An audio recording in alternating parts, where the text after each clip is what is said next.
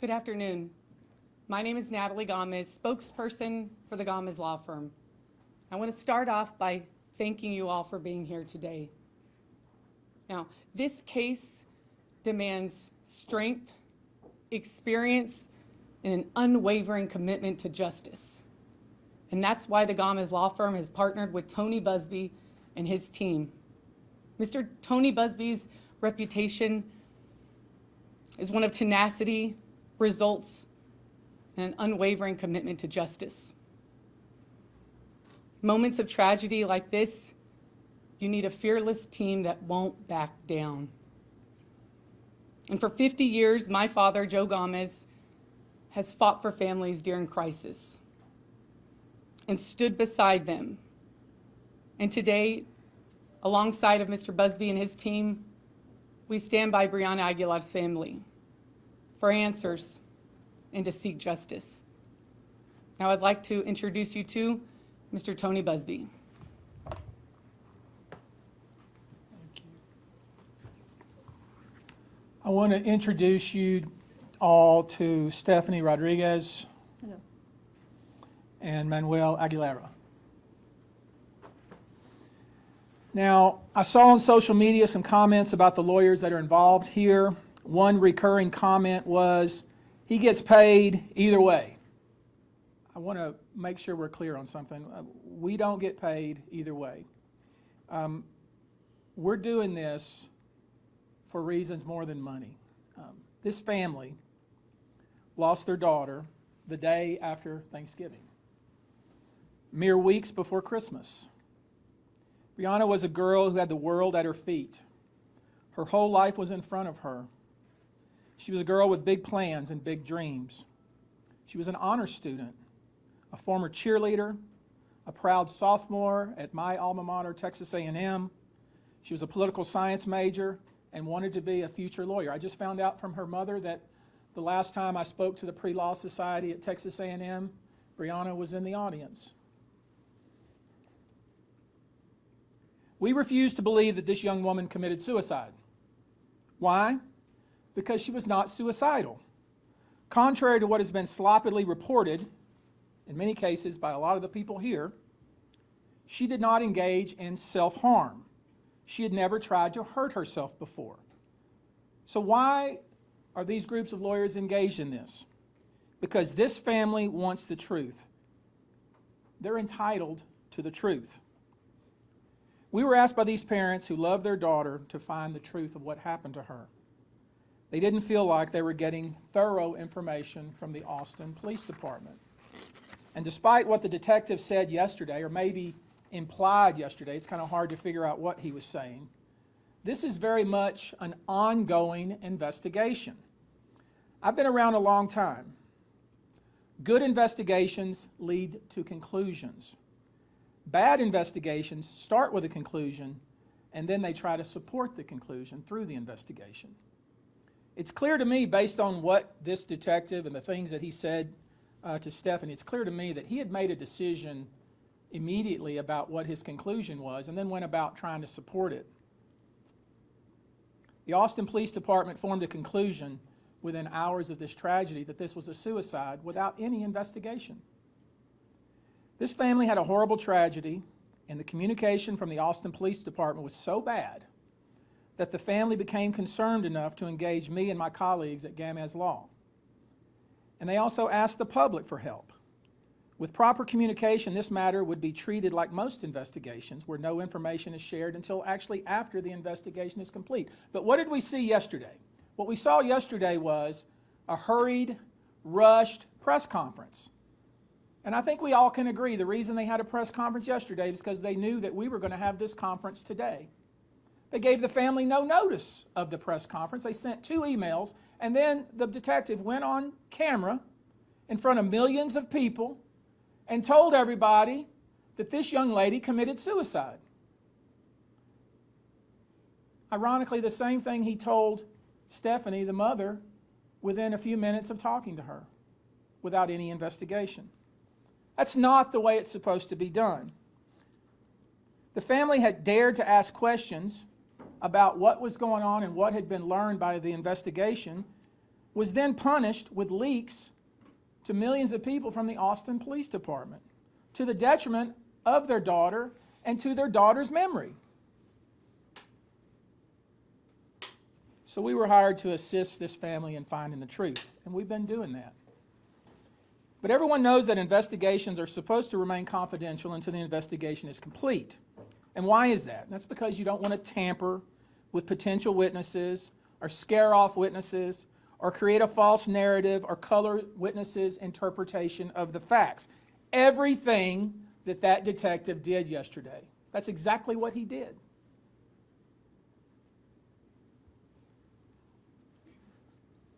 Do you realize that the autopsy has not been completed? Now, I want you to let that soak in for a minute. The autopsy has not been completed. The medical examiner's office told us that it will not be completed for 60 to 90 days, yet you had the so-called lead detective in front of millions of people saying that he had concluded that this was a suicide. Now, how unprofessional is that? The police department asked the medical examiner to do a toxicology report. We don't have the results of that toxicology report, yet this investigator stood in front of all of you and said that he had concluded this was a suicide, even though by law he doesn't have the authority to make that conclusion. Only the medical examiner has that authority. The police department also asked for a rape kit to be done. They admitted to us yesterday in a Zoom call that, well, if they do the rape kit, we don't even know where they're going to send it to. This is what we're dealing with, and that's the reason we're involved. It's like the Keystone Cops over there in Austin. And it's incredibly frustrating to this family. Why would the Austin Police Department hurriedly perform or set up a press conference and leak details of the investigation and suggest to you that there was a suicide note without the medical examiner ever even performing their job? Why would they do that? Now, what he told us, I'll tell you what the investigator told us. He said, oh my goodness gracious, the witnesses are getting death threats. I said, from whom? Why? No answer, because it's foolishness, absolute foolishness. And it's that kind of conduct that caused the family to try to find somebody separate from the Austin Police Department to investigate this. We don't have a toxicology report, we don't have a rape report, we don't have a cause of death, and none of those things, don't put that on top of that, none of those are conclusions that a police detective, a corporal, can make. He doesn't have the statutory authority to determine the cause of death. And I'm surprised that none of you even asked that question. He gave you an opportunity to ask questions. Not one of you said, hey, wait a minute, detective. When did the state of Texas give you the legislative authority to determine cause of death? I thought only either a JP, if there's no medical examiner, or a medical examiner could do that. Is that what the medical examiner has done? He would have said to you, no, actually, the medical examiner hasn't even completed his autopsy. But none of you asked that question. You just bought everything that he said, hook, line, and sinker. And then you published most of the things that I saw on Instagram and the newspaper were cause of death determined. Young lady committed suicide. That's irresponsible. That's irresponsible. You should not do that. You should say, wait a minute, detective. How many times have you been written up and reprimanded? Detective. Wait a minute, when did you have the statutory authority, detective, to determine cause of death? Detective. That's your job. Now it's my job. The public dissemination of information by the Austin Police Department during an investigation, the way it was done yesterday, is unethical, unprofessional, and incredibly damaging to an objective, unbiased investigation. And it's also damaging to the memory of this child. All this family is asking for is a thorough, complete, unbiased, open-minded investigation. That's all they're asking for. That's what any parent would ask for whose child went to college, went to a game, lost her for several hours, and then found out hours and hours later that she supposedly jumped off a balcony. And with just a few questions, a few pointed questions, quickly figure out that these investigators, this so-called investigator, did not know what he was talking about. We're going to get into that. You can't close a case before you even have the cause of death from the medical examiner. Period. Full stop. You don't have that right. You don't have that authority. We have to get this right. This is not just for this family. This is for any family. You have to get this right. You can't close a book in the middle of reading a chapter and say that that's closed and it's over. That's not how it works. You can't misclassify a death like this. When you misclassify a death, you're planting a lie in the soil where truth should grow.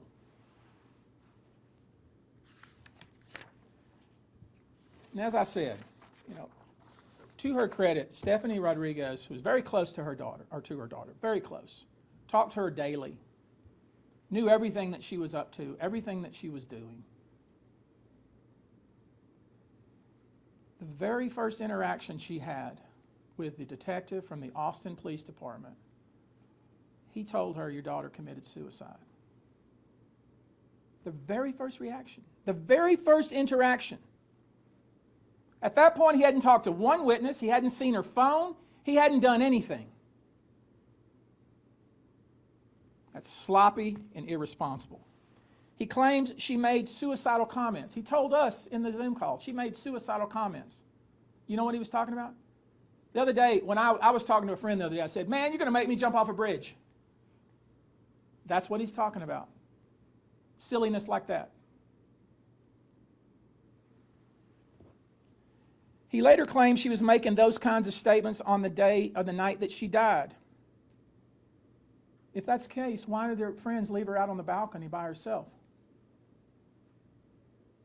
If that's true, because it's not true. None of the things that we've been told by the Austin Police Department are consistent with the actual facts that we've learned. The detective was talking about suicide before he was ever given her phone. Then he gets into her phone and he sees an essay that she wrote and he calls it a suicide note. She took creative writing the semester before. Now, I don't know what the purpose of that. We'll never know what the purpose of what she wrote and deleted. But the suggestion was that she left a, quote, suicide note. Total malarkey.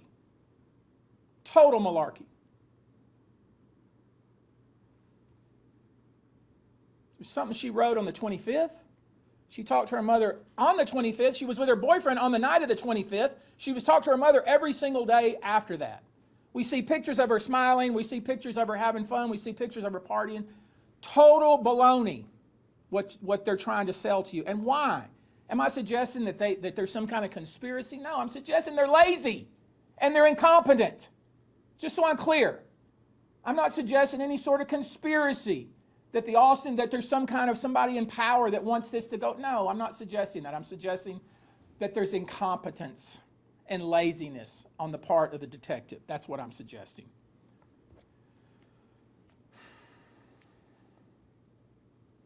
The suggestion they've made is she wrote an essay, because it's not a note. She wrote an essay on the 25th that she deleted, and then she goes and kills herself 4 days later. This is their logic. It's really ridiculous. So, a few things they didn't bother to even explain. I don't even know what they did, honestly. I know what we've done. We sent someone to the apartment. We had someone take the dimensions of the apartment. We had somebody measure the railing and the height of the railing. We know how tall Brianna was. She was 5'2". The railing's 44 inches. You don't fall over it. There's no furniture out in the balcony. There's nothing to climb up on, to jump off. Anyone that's on that little balcony, it's literally as big as this. It's a little bitty old balcony. And there's a window just like that you can see onto the balcony. The apartment is like a dorm. It's very small. There's no way you can be in that apartment and hide. If you're in the apartment, people know you're in the apartment. It's a little small apartment. No offense to the apartment complex, but that's what it is. It's like a little double-room dorm with a small balcony with no furniture. These are easy things to find out. Things that you would say, wait a minute, you're saying that this young lady was out on the balcony and she was 5'2", she had to somehow climb over the railing to try to kill herself? Then certainly you guys could see that. Certainly you knew that was happening. How could that possibly be? It doesn't make any sense because it didn't happen that way. She was 100 pounds, 5'2". There's no way she could fall over that railing accidentally. There's no way to be on the balcony and you be inside and not know somebody's on the balcony. It's not possible. It's almost impossible to be inside the apartment and not know somebody's in the apartment with you, even though there's 2 little bedrooms. This is called common sense. I tell you what's most concerning. They didn't explore the fight that Breonna apparently had with somebody at the tailgate at the Austin Rugby Club. I think she went to, what was the name of the tailgate that they had there? Some student organization. Latin Economic Business Development tailgate at the Austin Rugby Club. There was an altercation between her and another female. No investigation of that. Turns out that other female was in the apartment with her that night.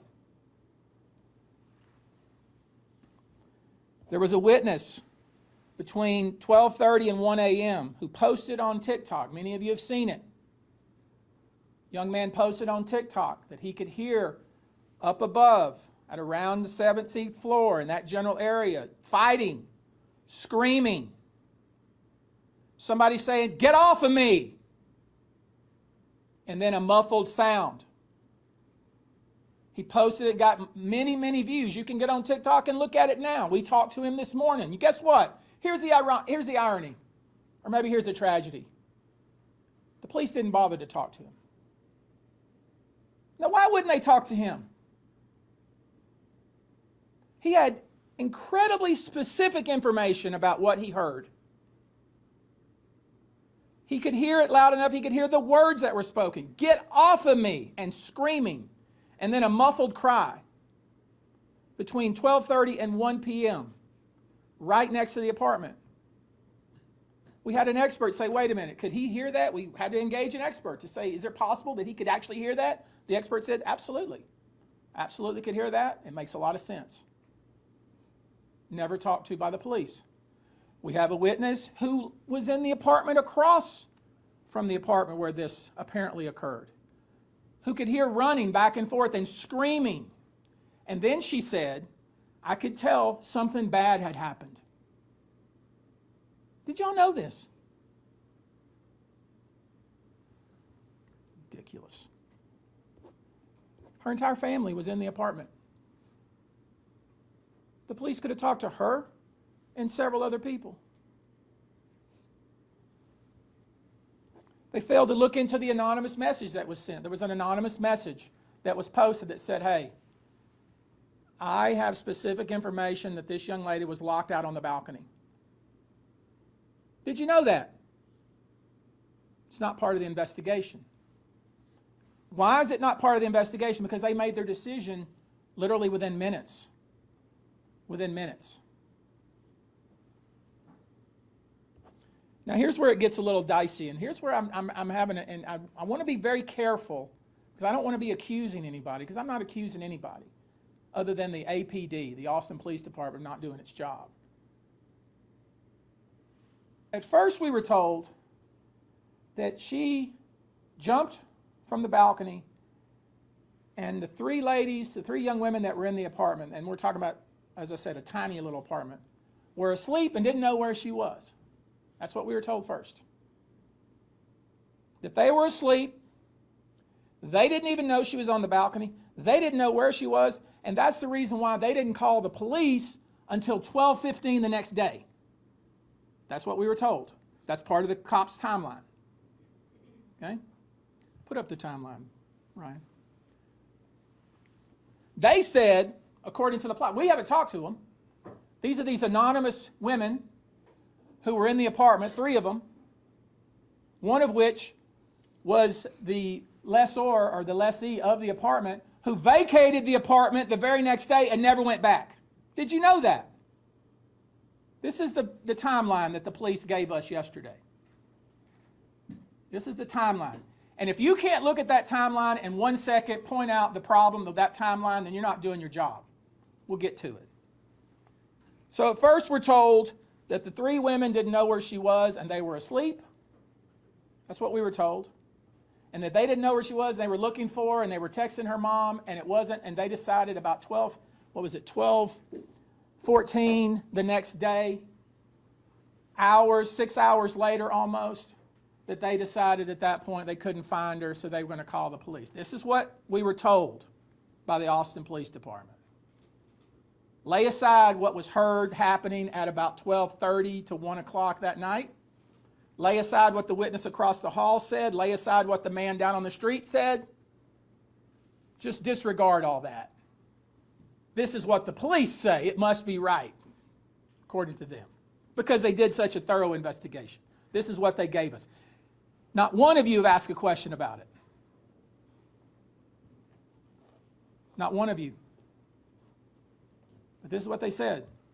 Her friends called the police at 12:14 the next day because they didn't know where she was. They hadn't seen her. They thought maybe she had went out. That's what they said. Keep that in your mind. When I asked the police that, like, wait a minute, how is that possible? How is that possible? A whole group of 14 or so people came into the apartment that night after they had been out partying. They got there about 11 or so. Everybody left, right? That's what they say. And it left just 4 girls there, 4 young women, right? And the 4 young women, 3 of them didn't call the police till 12 o'clock the next day because they didn't know where she was. That's what the police say. Lay aside what the witnesses have said about that, and lay aside the fact that that's a really small apartment. It's hard to get lost in that little small apartment.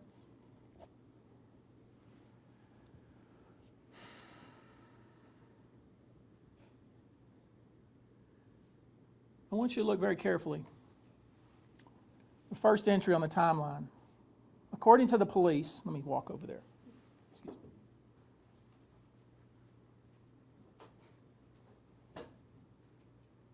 Brianna did not have her phone. She didn't have her phone, so she had to call. To make a call, according to the police, she borrowed her friend's phone, meaning one of the 3 women that was in the apartment. Now look at this very carefully. According to the police, she borrowed her friend's phone and made a call from 12:43, and it lasted 1 minute. At 12:46, 2 minutes later, the police were responding to a 911 call because she was outside on the ground. Now do the math. So you're probably thinking, well, she must have, she hung up her friend's phone and she just jumped. She hung up the phone and she dropped it on the balcony and she jumped. First question you should have is, where's the phone? What did she do with the phone? I asked the police that 3 different times. 3 times. They sidestepped me every time until this morning. They sidestepped me because they hadn't thought about it, because they rushed to judgment. They finally answered the question this morning. And you know what they said to me this morning? And they said it, and they didn't even realize what they were telling me because they're so sloppy. I made them put it in writing. I have it here. I'll read it to you. Austin Police Department did not find the phone on Miss Aguilera. Miss Aguilera returned the phone to its owner before she was seen going onto the balcony. Now, how is that possible? That is 180 degrees different than what you told us previous. That is absolutely contrary to what you told us previous. Previous, you said the 3 women were asleep. You said they didn't know where she went. But then when I asked the one question over and over, and you had to answer it, then all of a sudden we realized if she did, in fact, use her friend's phone, like they claim, if she did, in fact, use it for 1 minute and was found already 2 minutes later by a passerby and the police were already responding to a 911 call, think about that, what the ramifications of that are. That whoever phone she was using was standing right next to her as she went over the balcony, if she went over the balcony. Now you're saying to yourselves, well, shoot, there's got to be a reasonable explanation. We should talk to the witnesses. We should investigate. We should figure this out. That's what we're saying. Now you're getting it. You sat there, and with all due respect, you all, I watched it, you all sat there, and you had this corporal, or whatever he is, lead detective, and Mrs. Rodriguez will tell you how he is and her interactions with him in just one moment. But you let him stand at a podium just like this and feed you total baloney. And all you had to do is say, wait a minute, detective, wait a minute. She borrowed somebody's phone. Where is that phone? Maybe she must have went over the railing with it. She had to give somebody. No, according to him, she returned it to its owner before she was seen walking back out to the balcony. Absolutely impossible. Very suspicious. We have a problem. And I shouldn't have to ask the detective 3 times the same question, should I? I shouldn't have to do that. But I did it, and I'm going to keep doing it. And another thing, why would you tell these kids, the boyfriend who Stephanie knows, who's been over to her house, who her daughter has been dating, they're in love, why would you, detective, tell him not to speak to Stephanie Rodriguez? Don't talk to her. What kind of foolishness is that? Just absolute insensitive and inhumane in my view. Before I go any further, I'm getting a little incensed here. Let me introduce to you Stephanie Rodriguez. She wants to read to you a statement, and I hope you'll give her your full attention.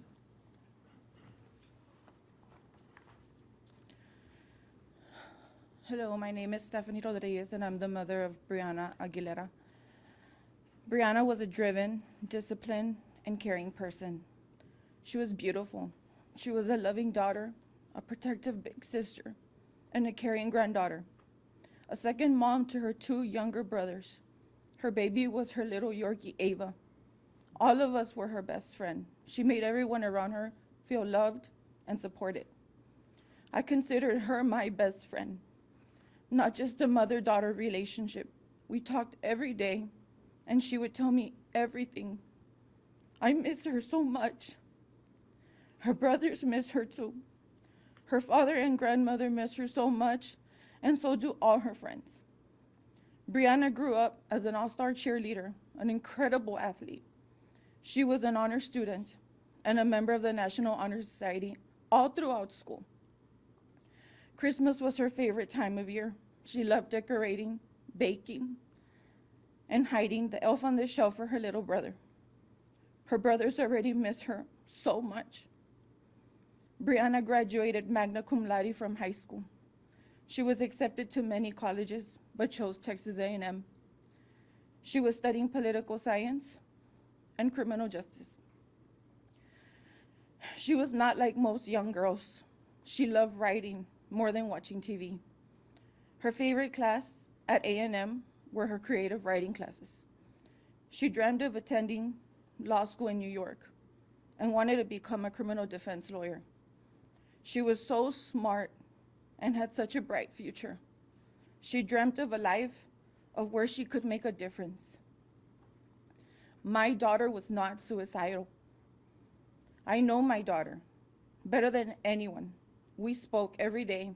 I spoke to her on the 25th, the 26th, and the 27th.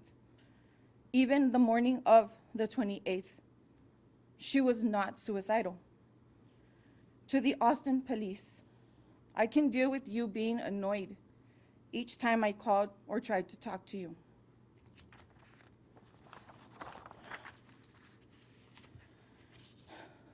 I can deal with how arrogantly you talked down to us each time we talked.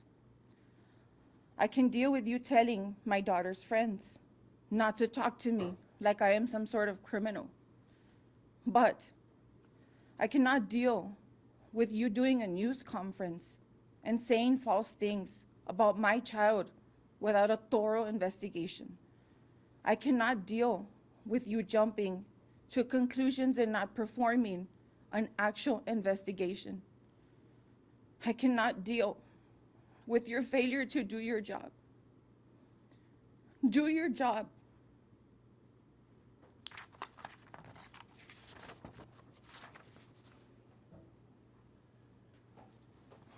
The police, as much as I've always been a supporter of the police, with all due respect to them, do not determine cause of death. That's not their job. Their job, that job, is specifically reserved for the medical examiner's office. There is no medical examiner in the county, then it's the JP in the county. In Austin, it's the job of the medical examiner to determine cause of death, not Detective Robert Marshall. The medical examiner told us that a rape kit was done and the autopsy will be performed. It'll take us 60 to 90 days. So that begs the question, why did Detective Robert Marshall tell us that they had reached their conclusion and that the investigation was complete? Doesn't work that way. How is it that Robert Marshall has determined the cause of this young woman's death? He doesn't have that authority. His job is to question all the witnesses. We've already offered up several. We'll offer up several more for him to do his job. Hopefully a different investigator will be involved. There are many questions about what was done here, about what happened on that night. And it's already going to be incredibly difficult for the Austin Police Department to conduct an objective investigation at this point.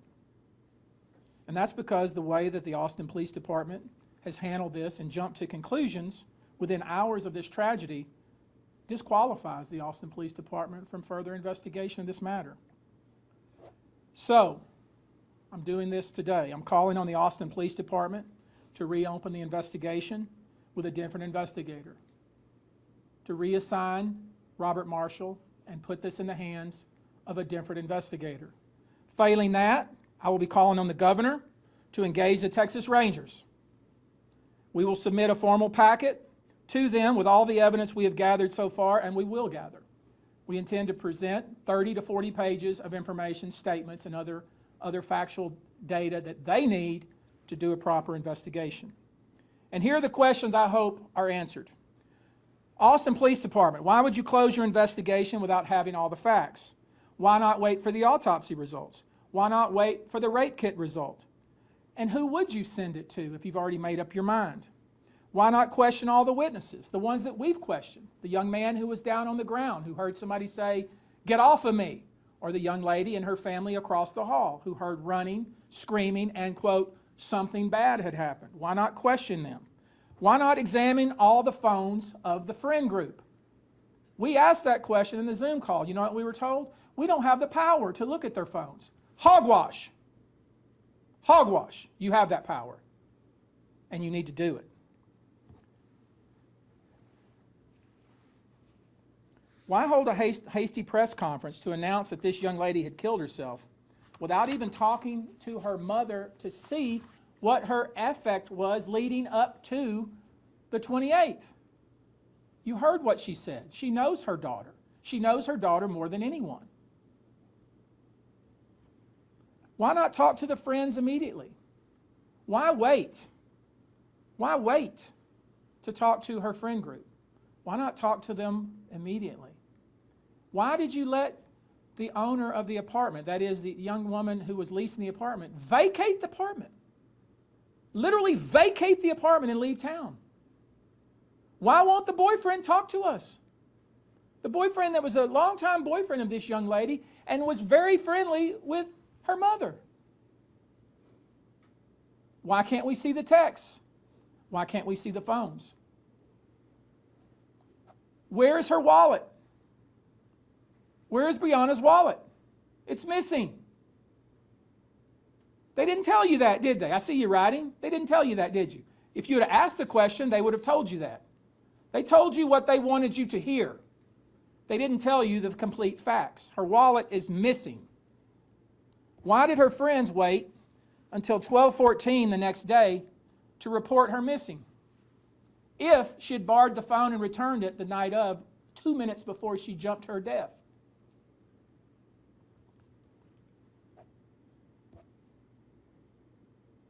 Why didn't they examine the balcony? Why didn't they examine the railing? Why didn't they see if there was some sort of table there, a chair there that somebody who's 5'2" would have to step on to get over the railing? Why didn't they look for scuff marks? Why didn't they do anything?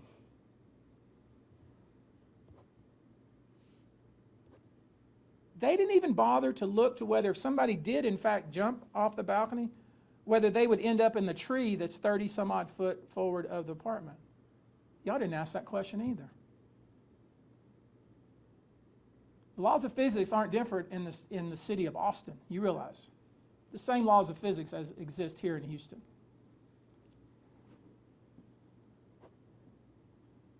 If, when the phone call came in at 12:46 and the officers responded to the 911 call, if it was so obvious that this young woman had fallen to her death, why was it till 6 o'clock, 5 hours later, that they ever went into the apartment complex?